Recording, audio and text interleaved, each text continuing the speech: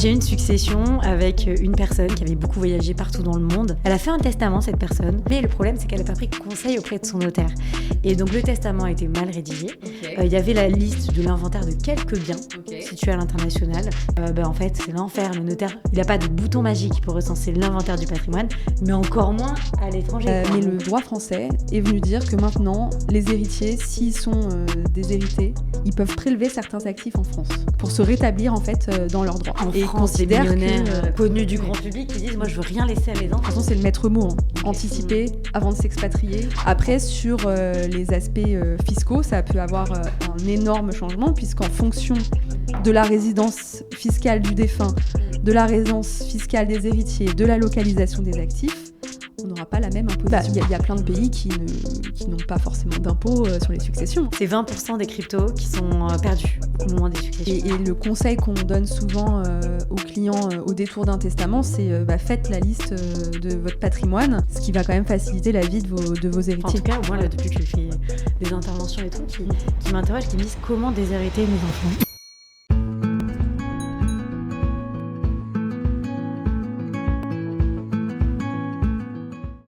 Nous parlons souvent de diversification internationale comme d'un progrès. Vivre dans plusieurs pays, investir au-delà de la France, détenir de l'immobilier, des comptes ou des participations à l'étranger. Mais au décès, ce patrimoine mondial peut devenir un véritable puzzle. Quelle loi décide de qui hérite? Quel pays va taxer? Comment retrouve-t-on les actifs? Et que se passe-t-il lorsque le conjoint, les enfants, les biens et les comptes sont répartis entre plusieurs juridictions?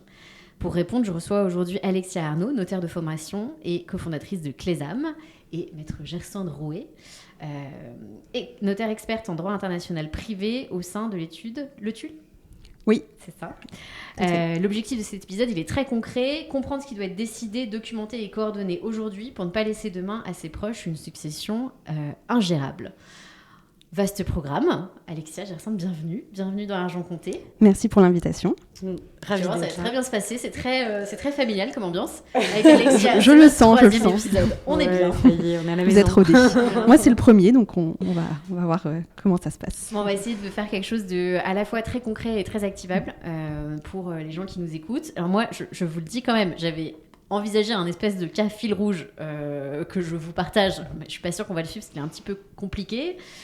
Et donc on se disait, moi ma question c'était si on a Claire, 59 ans, française, remariée, 2 enfants adultes, un peu jeune pour mourir Claire. Partage son temps entre Paris et Lisbonne. Elle a un patrimoine qui comprend des titres de sa holding française, un appartement au Portugal, un portefeuille en Suisse, un contrat d'assurance vie luxembourgeois, des parts de fonds non cotés américains et quelques cryptoactifs. Bon, un patrimoine qu'on vous souhaite à tous. On adore. Et Alexia, elle bave, là. Elle a un enfant qui vit en France, l'autre à Londres. Elle a rédigé un testament français ancien, mais elle n'a aucun inventaire consolidé.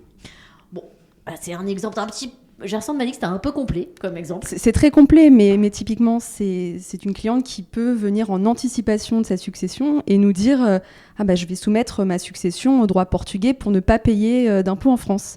Et c'est là qu'on va malheureusement lui donner des mauvaises nouvelles de ce côté-là. Ah oui, parce que c'est pas possible. Alors, tout dépend de sa situation. Est-ce qu'elle a la nationalité portugaise? Mais surtout, elle fait une distinction, elle ne fait pas la distinction entre les aspects civils et fiscaux. Je sais qu'on y viendra plus tard, mais c'est typiquement le cas qu'on peut avoir c'est en fréquent. anticipation. Presque tous les jours, on me dit, je vais soumettre ma succession à une loi étrangère, comme ça je n'aurai pas de taxe en France. Si ça marchait comme ça, ça serait un peu trop beau. Ça serait trop beau. Voilà. Est-ce que vous avez chacune des exemples d'une succession internationale qui paraissait simple au départ sur le papier et qui en fait s'est révélée très compliquée? Ouais, si tu veux, j'ai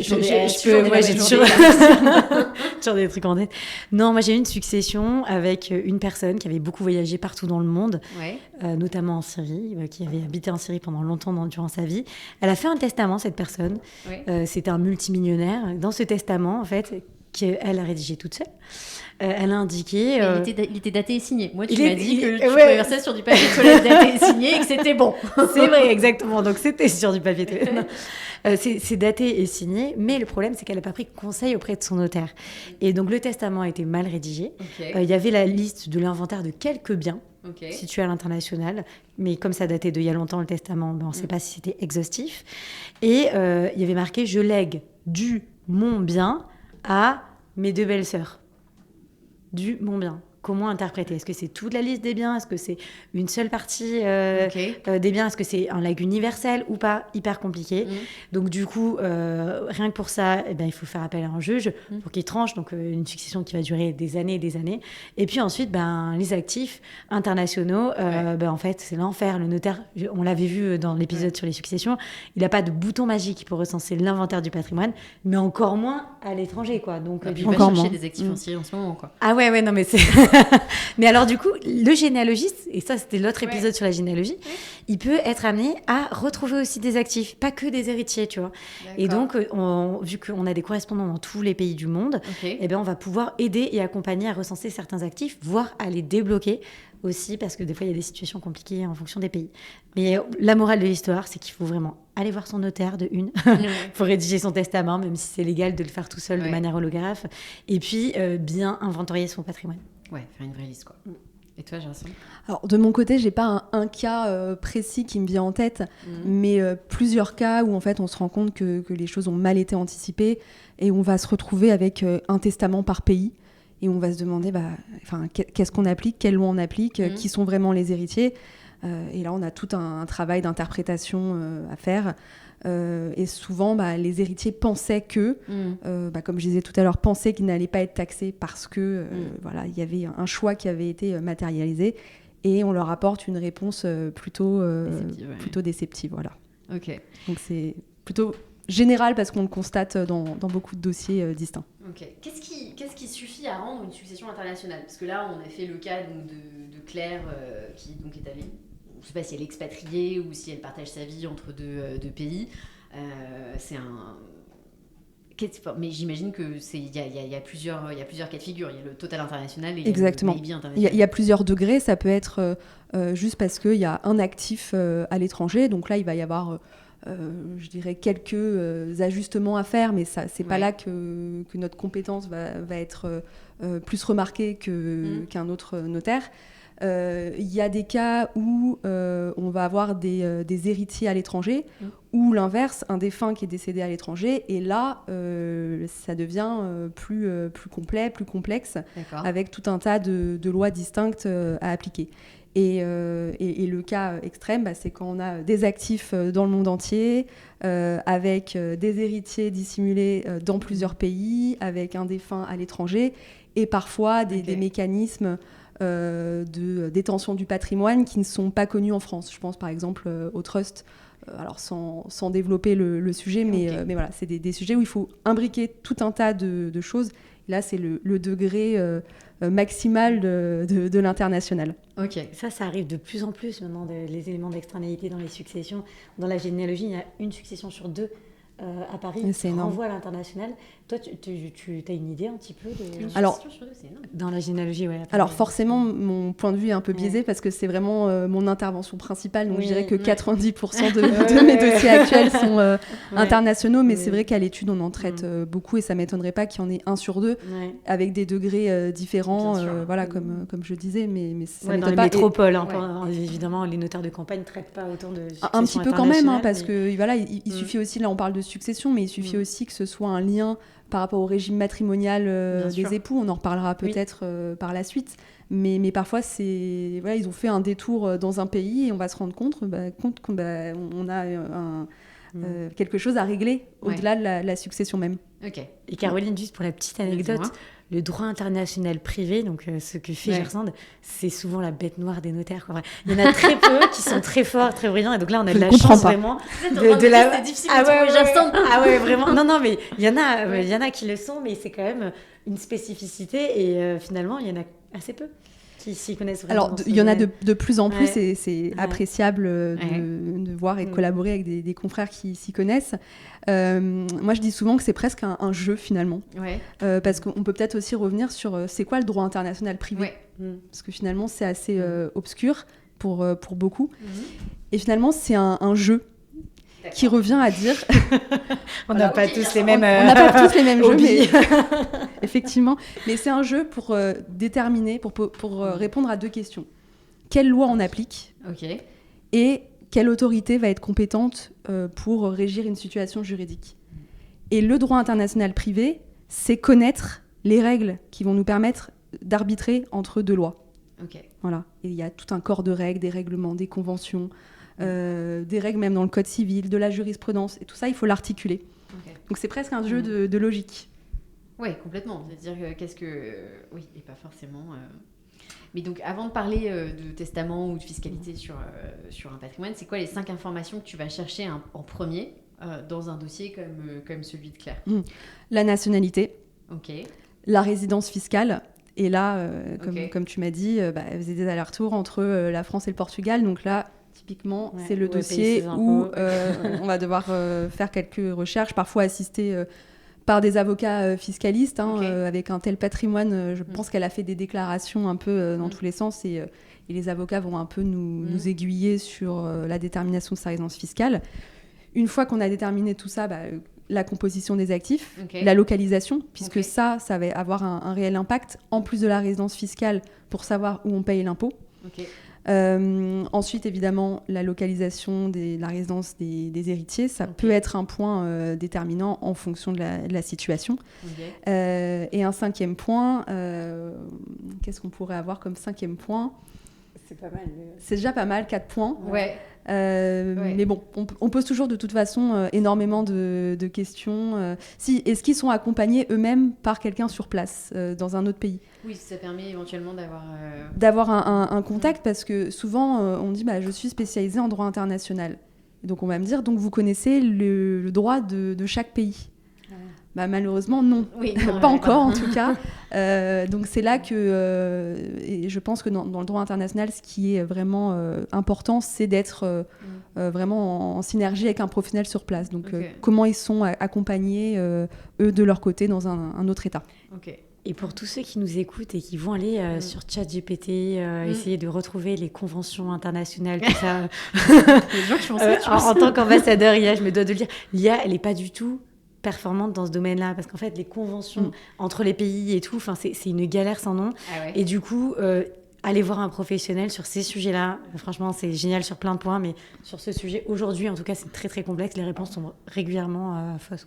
Et même sur des IA spécialisées en juridique, pour l'instant, on n'y est pas encore. Voilà, même c'est important. Parfois plus. Oui. Il y a plus d'erreurs sur des IA juridiques que sur des IA généralistes. Ok, écoute, bon à savoir. Est-ce que la résidence habituelle au sens civil et la résidence fiscale, c'est la même chose? Et est-ce que le seuil des 183 jours tranche le sujet? Alors, la première réponse, c'est que non, résidence civile, juridique et fiscale, c'est 2 choses différentes. Et on la détermine avec des critères qui sont distincts. Alors, parfois, ça peut s'entrecouper dans des situations simples, mais parfois, on peut avoir considéré que la résidence habituelle est dans un pays, alors que la résidence fiscale n'est pas dans un pays, parce qu'on va chercher des critères. Notamment le lieu principal où la personne passait le plus clair de son temps, mais ce n'est pas le seul critère. On va aussi chercher le lieu de son activité économique, où est-ce qu'il tirait ses revenus, le centre de ses attaches personnelles également. Et encore une fois, ça dépend des textes qu'on a conclus entre États. Donc ce qui est vrai pour une convention avec un État n'est pas forcément vrai pour une convention avec un autre État. Parfois, on n'a pas de convention. Donc on se débrouille avec d'autres règles. Donc voilà, tout ça pour dire qu'il n'y a pas de généralité, mais les 183 jours, ce n'est qu'un critère parmi tant d'autres. Voilà. Ah oui, sinon, c'est pas le critère majeur. C'est pas le critère majeur. On regarde tout un tas de choses, un faisceau d'indices avant de déterminer. Sinon, là encore, on n'aurait pas besoin de fiscalistes et de notaires pour nous aider dans ces sujets. C'est marrant, j'ai lu, c'est Christian Clavier là, qui a perdu son procès il n'y a pas très longtemps. Et je ne sais pas pourquoi je suis tombée sur un article qui faisait la liste des cartes bancaires, des abonnements téléphoniques. Consommation d'énergie, l'eau, les relevés, tout ça. Et puis j'ai envie de dire, avec le numérique aujourd'hui, c'est, pour l'administration fiscale, on retrouve forcément les informations. Pour une succession qui s'ouvre aujourd'hui, c'est quoi la règle de base? C'est la loi de la nationalité, c'est celle du pays où se trouvent les actifs, ou c'est celle de la dernière résidence habituelle? Alors, en droit international privé, il faut toujours se positionner de différents points de vue. on va évidemment prendre le point de vue français, mais qui n'est pas forcément le point de vue d'un autre pays. D'accord. En France, on applique un règlement européen. Ok. Et ce règlement européen, il nous dit que le principe de base, c'est la résidence habituelle de la personne décédée. Ok. À partir de là, on peut se dire c'est simple. Mais non, ça ne l'est pas. Si la résidence habituelle désignée est la résidence d'un État qui est parti au même règlement que la France, dans ces cas-là, on n'a pas de sujet, on applique la loi, la résidence habituelle, point. En revanche, si on aboutit à l'application de la loi de la résidence d'un État tiers, là va se poser une question qu'on appelle la question du renvoi. D'accord. Ce qui veut dire qu'on peut se retrouver à appliquer différentes lois en fonction des règles de droit international privé de l'autre pays. Voilà. Quand je disais que c'était un jeu, c'est qu'il y a vraiment plusieurs parties qui sont imbriquées. Donc on peut très bien se retrouver à appliquer pour les biens immobiliers en France la loi française et pour les biens immobiliers dans un autre pays, un autre droit. Okay. Voilà. Donc ça, c'est le principe s'il n'y a pas eu d'anticipation. Oui. Mais on peut anticiper les choses. Et ça, c'est mieux. Et ça, c'est mieux. Le défunt a pu faire un testament de son vivant en disant « Je veux que ma loi nationale s'applique au règlement de ma succession ». Dans ces cas-là, on applique la loi nationale sur... Ah, il peut choisir. Il peut choisir. Et c'est son seul choix, une loi nationale. Il ne peut pas choisir autre chose. En tout cas, en droit international privé français. D'accord. Ok. Il choisit sa loi. Ok. Voilà, il choisit sa loi nationale. Et c'est pour ça, pour revenir à ce que je disais tout à l'heure, qu'une personne qui a plusieurs nationalités peut se dire je vis en France, mais je veux désigner mon autre nationalité parce que je sais que, par exemple, en Suisse, il y a moins d'impôts ou pas d'impôts. Voilà. Et ça, c'est faisable. Et alors, Si il pourrait désigner une autre loi parfaitement, mais ça n'aurait pas les conséquences fiscales attendues par le client. Ok, pourquoi ? Parce que lui, s'il est résident fiscal français, en fait, il peut choisir, mais en fait, ça change rien. Ça change rien. D'accord. Voilà, parce que si les résidents fiscaux, vraiment le choix. En fait. Exactement, mais c'est un choix qui est réel sur le plan juridique pour déterminer qui sont ses héritiers, comment vont être répartis les droits entre le conjoint, les enfants et éventuellement d'autres héritiers. Est-ce qu'il y a une réserve héréditaire ? Est-ce qu'il n'y a pas de réserve héréditaire ? Tous ces sujets-là, c'est possible de les gérer en avance. D'accord. En revanche, ça n'a pas d'impact sur le plan fiscal. Ok, intéressant. Ouais. Donc il y a différents aspects. Voilà, et souvent on commence nos consultations d'anticipation successorale par ce point-là. On remet les choses au clair, dans leur contexte. Ne pas distinguer les aspects civils des aspects fiscaux. Et alors, j'ai une question là, parce que tu as soulevé un point sur la réserve héréditaire, parce qu'il y en a beaucoup qui, enfin en tout cas, moi là, depuis que je fais des interventions et tout, qui m'interrogent, qui me disent comment déshériter mes enfants. Alors je me dis, non, c'est horrible, mais dans les stratégies, est-ce que par exemple, on peut se dire, je vais vivre en Californie, fixer ma résidence principale, habituelle là-bas, vraiment toute mon attache pendant 5 ans, en fin de vie, pour déshériter ses enfants en France. Alors, ça a été possible à un moment donné. Il y a eu une bulle. mais la France a réintroduit récemment ce qu'on appelle un droit de prélèvement. Alors, ça existait il y a longtemps, quand on n'exerçait pas encore. Ça existait et ça a été censuré à un moment donné. Ils l'ont réintroduit. Et ce droit de prélèvement, il permet de finalement déjouer l'intention du défunt qui voulait déshériter ses enfants en allant ailleurs avec une autre loi applicable.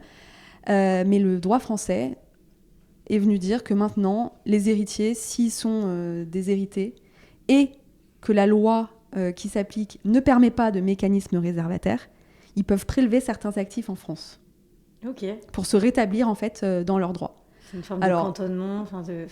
Alors c'est très décrié par la pratique parce que on a quand même signé un règlement européen pour unifier la loi applicable, pour finalement qu'en France, on vienne rétablir ce droit de prélèvement qui déjoue en fait les prévisions du défunt. Donc, c'est pas dans tous les cas, il faut quand même qu'il y ait des critères de rattachement à la France, mais pour l'avoir pratiqué, ça peut vraiment surprendre. Et en anticipation, c'est très compliqué de le faire entendre aux clients que ils veulent, peuvent le prendre, le risque, ils veulent que tout aille au conjoint parce que, en fait, dans les cultures anglo-saxonnes, c'est comme ça que ça se passe. C'est pas une mauvaise intention envers les enfants. Parfois, c'est juste qu'ils veulent que les enfants héritent après le conjoint. Mais Après, parfois, il faut une communauté universelle. Et puis, il peut y avoir d'autres méthodes. Voilà. Mais en principe, la réserve héréditaire revient se superposer à une autre loi, une loi étrangère. Du moment où les enfants sont nés en France, en gros. C'est ça le critère qui fait. Alors le texte est plus général, mais ça peut être même un héritier qui vit sur le territoire, mais de l'Union européenne. Okay. C'est pas que sur la France. Donc le texte est assez large. Ça a été jusqu'en cour européenne pour le contester. Il y a eu des évolutions sur le sujet, mais ça n'a pas été censuré pleinement comme beaucoup de professeurs le souhaitaient. Donc c'est pas une bonne stratégie.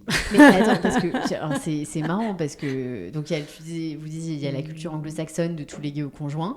Mais toi, ou à d'autres, au conjoint par exemple. Oui, mais en disant, moi je peux comprendre, tu vois, parce que typiquement moi ma mère me disait qu'elle voulait faire ça, qu'elle avait demandé à mon père de faire un testament dans ce sens-là, en disant qu'elle voulait elle hériter de l'argent et ensuite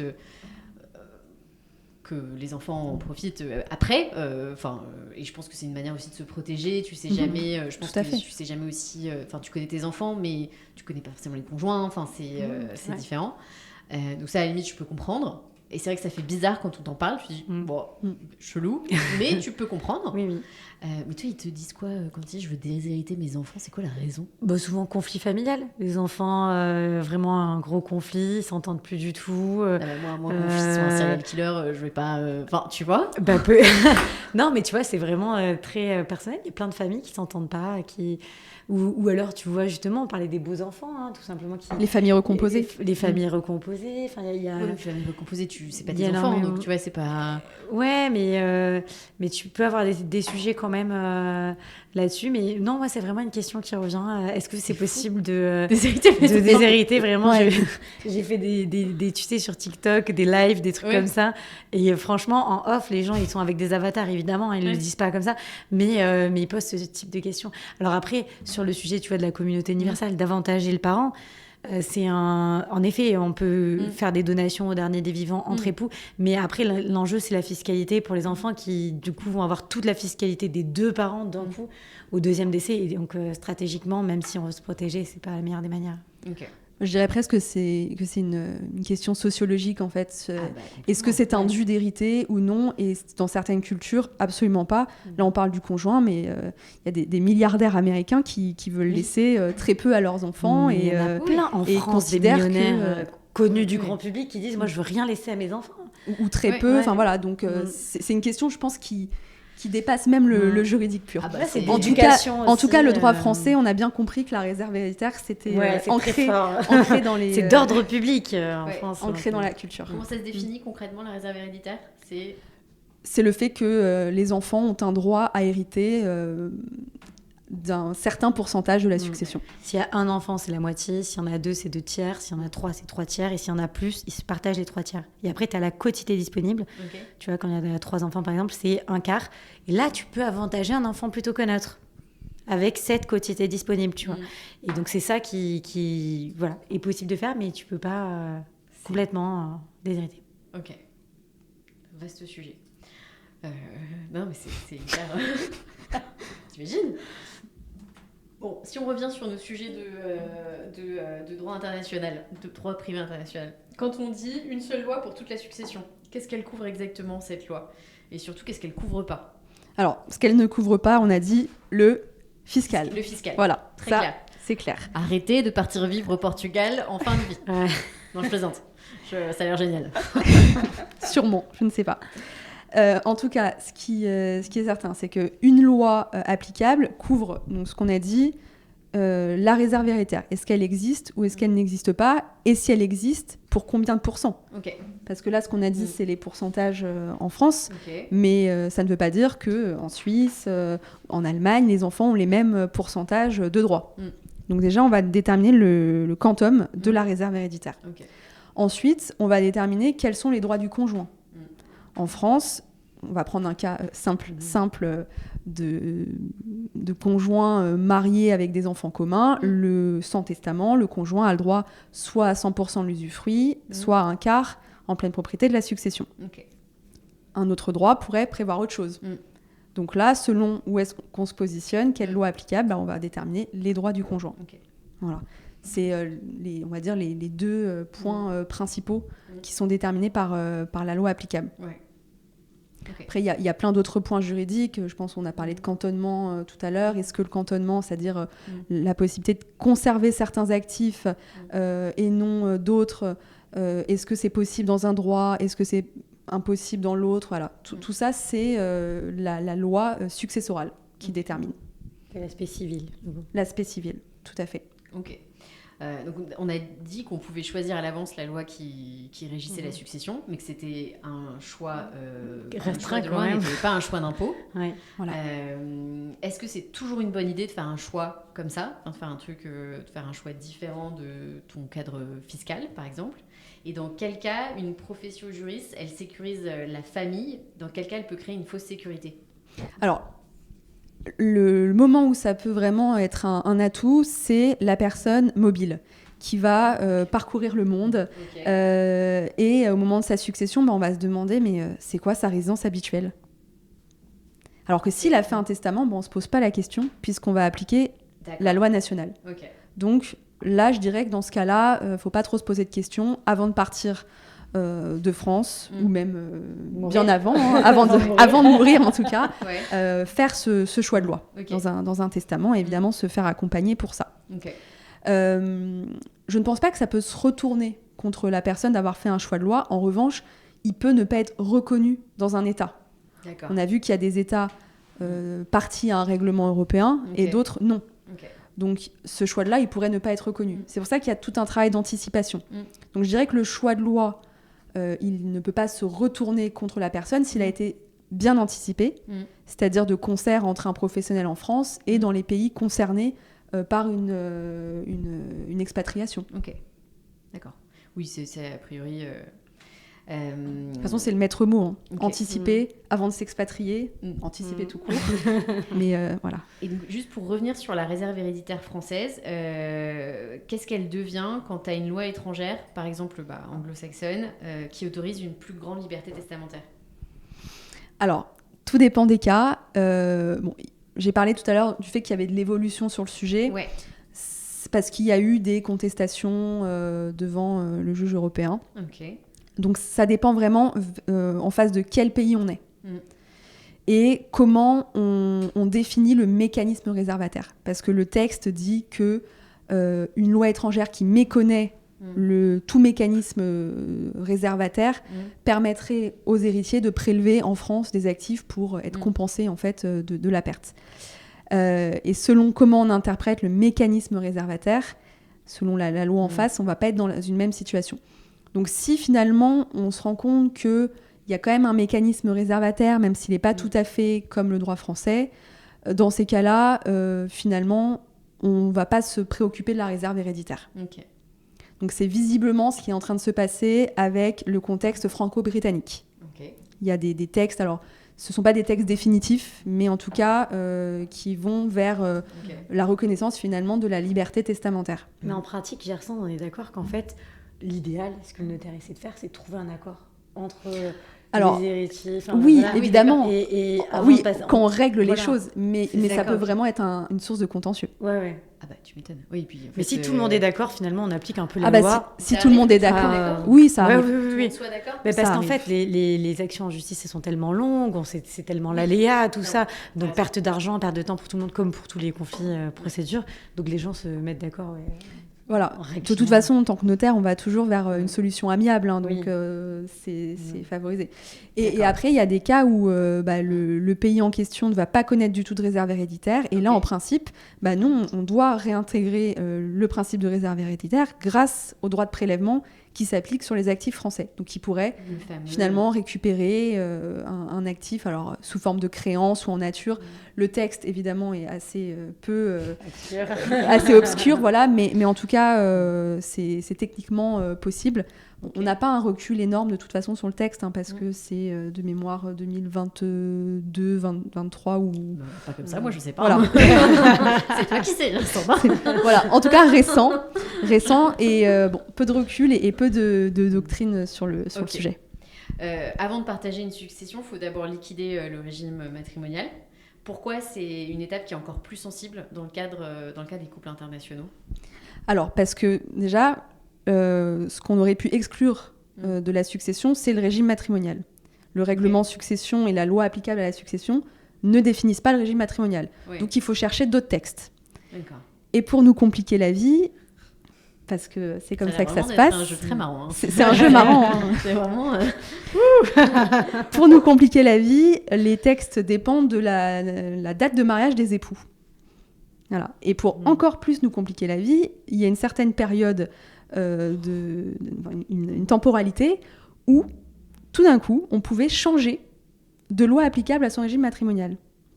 Le régime de mutabilité automatique. La mutabilité automatique, Ouais. voilà. Donc, on peut arriver à des cas où des époux vont être mariés un temps de leur vie sous la communauté française, puis à un autre moment sous la séparation de biens d'un État où ils ont fixé leur résidence pendant 10 ans. Et ça peut même être dans l'autre sens. Après, ils reviennent et on n'en finit plus. Donc, oui, ça peut être très compliqué s'il n'y a jamais eu de contrat de mariage. Ok. Ouais. Donc là, encore une fois, l'anticipation. Là, dès qu'on bouge, dès qu'on va vivre à l'étranger et tout, Ouais. on se pose la question du régime juridique. Et en effet, le régime mat, ça peut être catastrophique. Parce Ouais. que si on divorce après, mais qu'on a changé de loi applicable, c'est Ouais. pas du tout la même protection entre conjoints qui s'appliquent. Et puis en décède, c'est encore autre chose. Donc il y a des réels enjeux économiques. Donc là, la solution, c'est de faire un contrat de mariage. Ouais. Parce que comme on parlait de désignation de loi successorale, on peut aussi désigner la loi applicable à son régime matrimonial. Oui. Donc encore une fois, c'est la solution. Ouais, faut anticiper en fait. Faut anticiper. Toujours anticiper. C'est toujours. Mais il y a une solution. Donc c'est bien. Il y a une solution. Il y a une solution, bien sûr. Voilà. On va faire de la Désigner loi pédagogie applicable. avec ces épisodes. Voilà. C'est ça, mais c'est vraiment le but en fait de Ouais. ce type d'entretien, Mm. hein, c'est la pédagogie. Allez voir votre notaire avant de mourir et surtout avant de s'expatrier. C'est hyper important. Ça change quoi la présence d'un pays hors dispositif européen dans le règlement pratique ? D'une succession. Ouais. Bah, là, on ce est toujours qui... sur le même sujet. Toujours sur les successions. On n'a pas changé de On a succession. changé. Alors, sur les aspects purement juridiques, ce que ça va changer, c'est est-ce qu'on va appliquer une seule loi ou plusieurs lois, avec ce fameux renvoi ? Ouais. Est-ce que la loi désignée va être finalement d'accord pour s'appliquer pleinement à tous les actifs ? Ou est-ce qu'on va aller chercher une autre loi ? Donc ça peut être un changement. Ok. Voilà.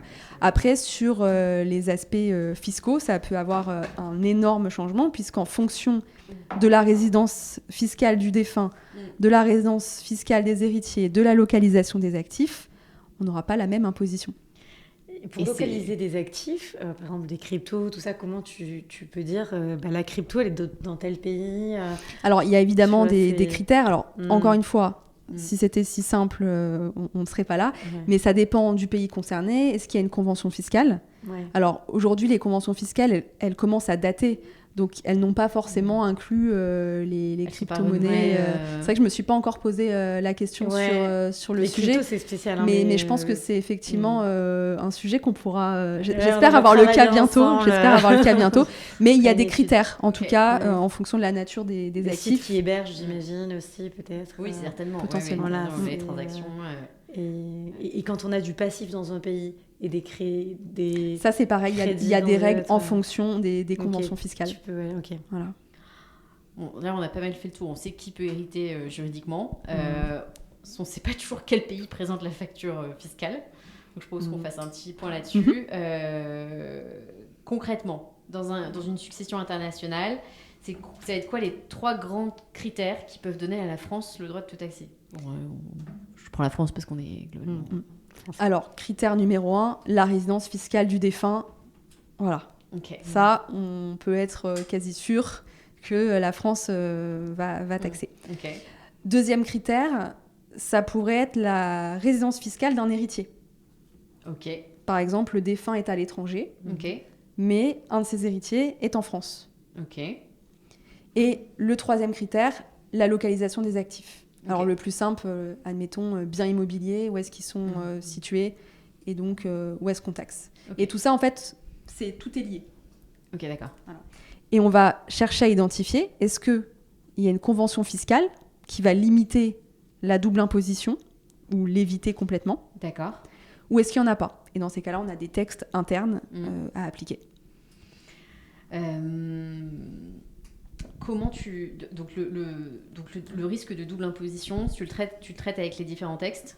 Oui. C'est dans quelle situation tu te retrouves avec une seule imposition ? C'est assez rare.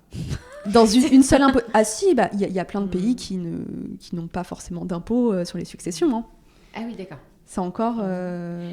Est-ce qu'il existe un organisme international que tu peux interroger, du type, tu sais, en France, le rescrit fiscal, pour avoir des réponses à certaines problématiques juridiques? Est-ce qu'il y a quelque chose comme ça qui existe en fiscal? Ouais. Pas à ma connaissance. En général, on a recours aux fiscalistes, aux avocats, aux notaires s'ils font... Il doit y avoir un nombre d'erreurs dans ces trucs-là. C'est certain. C'est certain qu'il y a beaucoup d'erreurs qui passent, mais voilà, le tout, c'est de les éviter, d'appliquer les textes et d'être bien conseillé en amont. Parce que comment éviter la double imposition ou au moins l'optimiser au maximum, c'est d'anticiper et de voir s'il n'y a pas des donations à faire, une restructuration du patrimoine, un peu d'assurance vie. Ça rejoint un petit peu votre cœur de métier, mais c'est... d'anticiper en amont, quoi. C'est ça. C'est quoi les délais de déclaration et de paiement qu'il faut avoir en tête quand tu as un décès qui survient à l'étranger? À l'étranger. Alors, contrairement à un décès qui survient en France où on a 6 mois, quand c'est un décès qui survient à l'étranger, on a 1 an, ce qui est très court. Hein. Ça reste très court, Ça reste très court. Déposer la déclaration de succession. Voilà, je pense que dans les retards de dépôt de déclaration de succession, la majorité incombe au droit international et honnêtement, pour le pratiquer, je ne peux que comprendre avec les difficultés qu'on peut avoir à recueillir le patrimoine, à l'identifier, parfois à retrouver tous les héritiers, à leur faire comprendre notre système juridique et fiscal. Forcément, ça peut être compliqué. Tu sais, il y avait un rapport du Congrès qui avait donné justement un chiffre, qui avait repris le chiffre de la DGFiP et qui disait qu'il y avait 2 successions sur 3 qui ne respectent pas le délai de 6 mois de dépôt de la déclaration de succession aujourd'hui. Alexia aime les stats.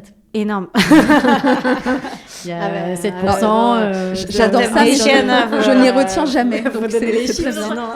Moi j'adore. Tu donnes n'importe quelle stat. Je les invente. J'essaie comme ça, tu sais. Non mais je confirme parce que je suis tombée sur ce rapport. J'ai juste oublié. C'est pour ça que je n'en parle pas. Mais... Concrètement, ouvrir un compte en Suisse ou un contrat au Luxembourg, est-ce que ça va réduire drastiquement tes droits de succession ? Tout dépend où réside le défunt. Voilà, parce que l'idée reçue, c'est je vais ouvrir un contrat d'assurance vie au Luxembourg et mes comptes seront en Suisse. Mais je réside en France.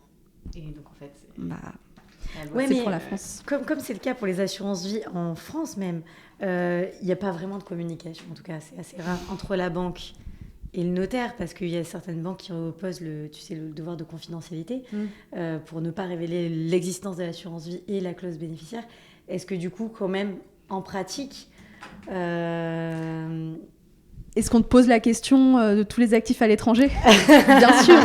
Oui, la question, mais si les héritiers ne savent pas, parce que c'est une assurance vie, et du coup, elle est délivrée en direct à quelqu'un... S'ils ne savent pas, on peut pas... Ça, c'est pas réintégré à la succession, et fiscalement, ça, on peut pas savoir. En revanche, si on a l'information, on est obligé de la traiter, et oui, le fisc français aura un droit d'imposition dessus.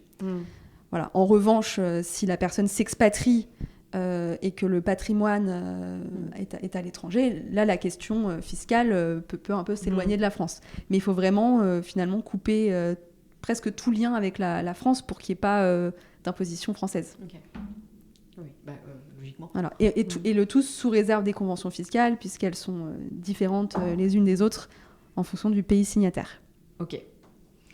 Donc si j'ai un client qui prépare une expatriation, une donation ou l'acquisition d'un bien à l'étranger, je dirais à quel moment l'audit successoral doit intervenir ? Avant le plus tôt possible.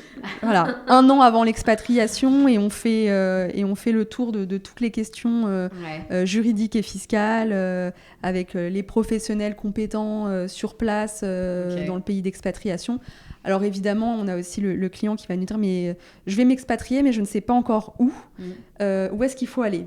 Voilà, il il y a des avocats fiscalistes qui font tout un tas de recherches. Bon, on va pas forcément jusque-là, mais voilà, le plus tôt possible, parce qu'il y a quand même pas mal de sujets à anticiper. Est-ce qu'il y a des donations à faire avant et d'ailleurs, ça marche dans les deux sens. Ouais, est-ce que c'est intéressant de faire une donation dans un certain pays parce qu'il y a des abattements plus forts aussi? Est-ce que ça, c'est des choses Typiquement, qui peuvent être... c'est des choses qui peuvent être anticipées.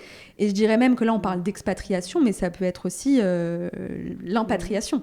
Revenir en France. Okay. Et avant de revenir en France, il y a plusieurs sujets juridiques et fiscaux qui peuvent se poser. Mais par rapport à tout l'international, on est d'accord que la France est un des pays qui taxe le plus, non, au moment des successions? Alors, oui. Ouais, ok. Oui. C'est peut-être pas le pays qui taxe le plus. Il y a moins d'impatriés. Il y a beaucoup d'impôts sur les successions. Enfin, le pourcentage est élevé. Si on parle, là, j'essaye de réfléchir au stress test que tu peux faire sur des portefeuilles d'un investisseur privé. Je regarde un petit peu, et donc on parlait des actifs financiers modernes. Donc on a dit les contrats luxembourgeois, les comptes titres et les comptes cash en Suisse, les actions d'un côté, les parts de PE, les club deals, le crowdfunding, BSPCE, carry interest, donc tout ça, comment ça va se passer? Ce qu'on disait, comment on va les retrouver? Donc toi, tu disais, en fait, aujourd'hui, t'as pas encore eu le cas sur les crypto-actifs? Des successions avec des cryptos? Si. Alors, t'en as eu? Non, mais alors moi, non, j'en ai pas eu dans Clésame. Mais en tant que notaire, il y a plein de notaires qui ont déjà traité des successions avec des cryptos, qui ont eu du mal à retrouver. Donc, il y a 20% des cryptos... Tu vois, j'adore les pourcentages. T'avais jamais réalisé? Non, j'avais... non, mais... Ok, vas-y. Alors, il y a 20%. C'est Shane Alice qui a donné ce pourcentage. C'est 20% des cryptos qui sont perdus au moment des successions. Aujourd'hui, voilà, selon une étude menée. Et donc, c'est énorme. Évidemment, il y a le sujet de la conservation de la clé privée. Comment on la conserve, comment on la transmet. Il y a la clé Ledger, tout ça. Il y a plein de sujets, mais peut-être ça fera l'objet d'un prochain podcast sur la crypto. Imagine le nombre de podcasts. Ah ouais, non, mais alors là, on n'a pas fini. On va appeler Eric. Mais... Exactement, on va faire avec Eric, ça pourrait être sympa. Mais du coup, voilà, donc sur la crypto, on a des sujets, mais les notaires qui l'ont traité, ils ont pu, quand c'est sur des plateformes type Big Panda, CoinHouse, Binance, ils ont pu réussir à récupérer les actifs directement grâce aux plateformes qui, aujourd'hui, commencent à être sensibilisés à ces enjeux-là. Mais tu vois, même les CGP, gestionnaires de patrimoine, tout ça, ils sont très peu acculturés à la transmission de la crypto au décès. Et anticipent pas forcément ces sujets. Et c'est non, puis c'est tellement un truc que t'as pas envie de transmettre parce que t'as peur que ce soit piraté. Il y a quand même un gros sujet là-dessus, quoi. Donc, petite astuce. Moins de graver le code sur un truc. Ouais, petite astuce sur la crypto. Le conseil, c'est de toujours la clé privée, il faut la séparer en plusieurs parties, quoi. Tu mets une partie dans Clésame, une partie que tu peux mettre dans un coffre-fort à la banque, par exemple, et une partie que tu vas du coup mettre chez ton notaire dans le testament. Tu vois, et là, là, ça fait que tu auras moins de risques. Très bon conseil. Ouais, parce qu'en plus, les gens, s'ils savent ça, que tu as dispersé tes clés privées, en fait, ça va être beaucoup plus compliqué pour les récupérer. Pas con. Bah ouais. Comme ça, t'as pas de doigts de couper de tes associés. Non. non, c'est un vrai sujet aujourd'hui. Ouais. Bon, on passe à la partie préférée d'Alexia. Qu'est-ce qu'il faut organiser avant le décès? L'anticipation. Alors, concrètement au décès, qu'est-ce que le notaire va pouvoir retrouver sans l'aide de la famille et qu'est-ce qui va rester largement invisible? Là, tu vas pouvoir me compléter, Gersande, parce que tu le vis au quotidien, encore plus avec le contexte international. Mais le notaire, il n'a pas de bouton magique. Il n'a pas ce bouton magique. On le répète, le bouton magique n'existe pas. Le notaire, en fait, il va quasiment exclusivement se fonder sur les déclarations des héritiers. Il a 2 fichiers qui existaient avant. Il y a un fichier FICOBA qui n'existe plus aujourd'hui, on est d'accord? Ça n'a toujours pas été remis en service? Alors, je pense qu'il existe toujours, c'est juste peut-être qu'il y a un bug. Ouais. En fait, il a été piraté. Voilà.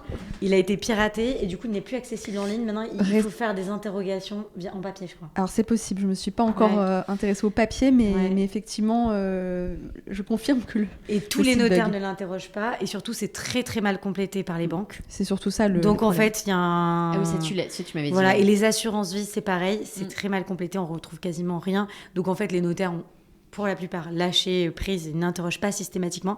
Et certains continuent à interroger et trouvent de temps en temps quelque chose. Mais sinon, tout le reste des actifs là, qu'on a listé, en fait, si les héritiers n'en ont pas connaissance, c'est pas transmis. Oui, donc en fait, si les gens ne savent pas... C'est comme ça que tu déshérites tes enfants. Bah oui. Mais du coup, tu déshérites au profit de l'État. Voilà. Non, au profit des banques, des boîtes privées. Bah, c'est pas ce que tu veux, tu vois. Faites un leg à une asso, faites quelque chose, mais c'est vrai que... Ok. Et dans le cas d'une succession à l'étranger, c'est pareil en fait. Et le conseil qu'on donne souvent aux clients au détour d'un testament, c'est faites la liste de votre patrimoine. On l'annexe au testament, on la garde dans nos dossiers, ce qui va quand même faciliter la vie de vos héritiers. Voilà. Après, il y a d'autres méthodes. Mais c'est clair que le papier, et puis il y a d'autres sociétés même qui font qui préparent les inventaires papier, tout ça. La problématique du testament, c'est que déjà, il n'y a que 7% de testaments en France. Du coup, ça veut dire que c'est très peu de personnes, c'est une minorité, parce qu'il faut... c'est très peu, 7%. Ouais, c'est très peu dans les successions.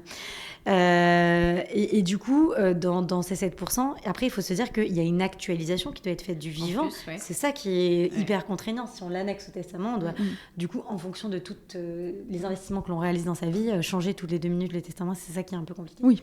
Mais en petit tips aussi, si jamais vous voulez faire l'inventaire, tout ça, et que vous n'avez pas de solution informatique, le livret de famille, il faut savoir que c'est vraiment le document qui sera consulté par vos héritiers au moment du décès. Dès que vous allez mourir, ils en auront besoin pour vos obsèques. Oui. Dedans, dans le livret de famille, si vous voulez, vous indiquez en papier vos volontés funéraires.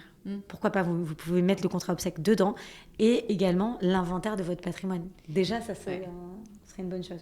Mais tu as l'inventaire, donc ça permet de savoir que les actifs existent. Oui. Mais ce qu'on disait, c'est qu'il y a toute la partie, on en a parlé toutes les deux, je crois, un petit peu, c'est disposer de la doc. Parce que tu peux dire, bah oui, mes parents sont propriétaires de leur maison, mais en fait, ça ressemble à... Ça, on va pouvoir quand même retracer. L'immobilier, c'est assez simple.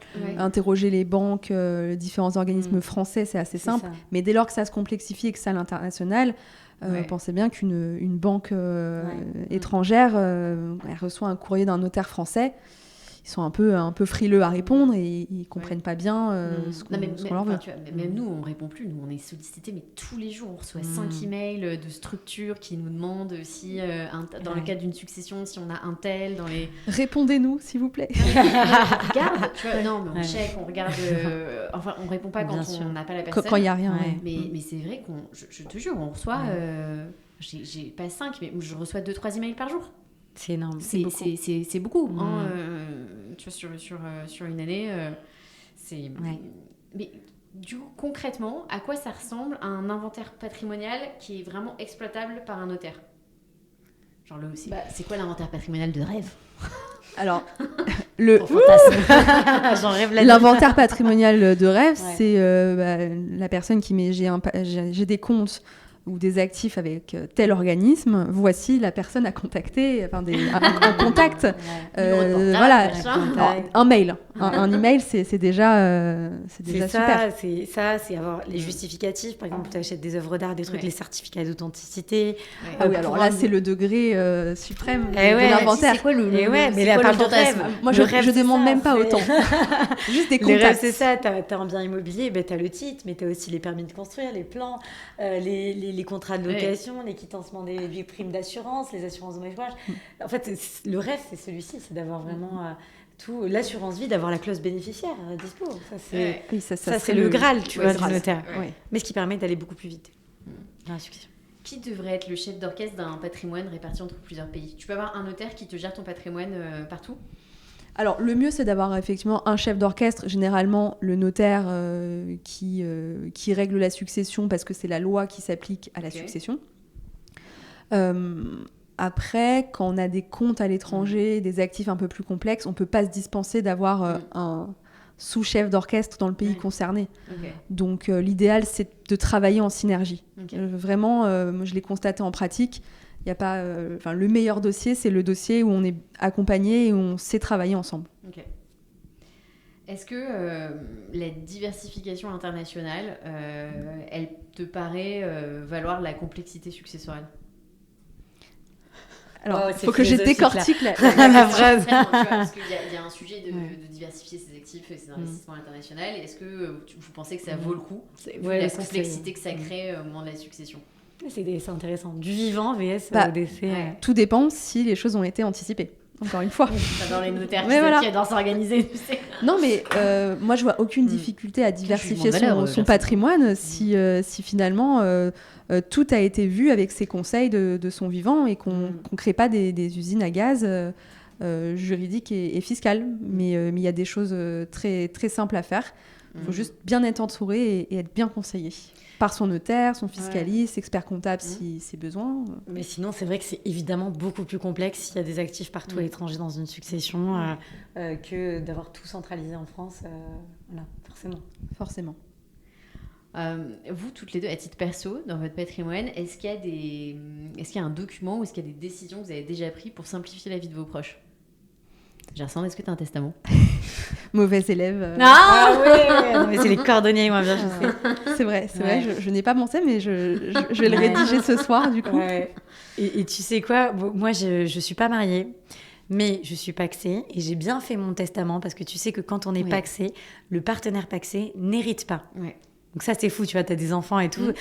Donc voilà, on n'hérite pas. Donc moi, pour qu'ils puissent hériter de moi, je suis sympa, j'ai fait un testament. T'es vraiment sympa. Holographe que je n'ai pas déposé chez le notaire. Donc c'est un testament quand même. C'est voilà, déjà, il est valable, mais je recommande de le déposer chez le notaire. Et ça lui permet d'hériter et en plus de ne pas avoir de droit de succession.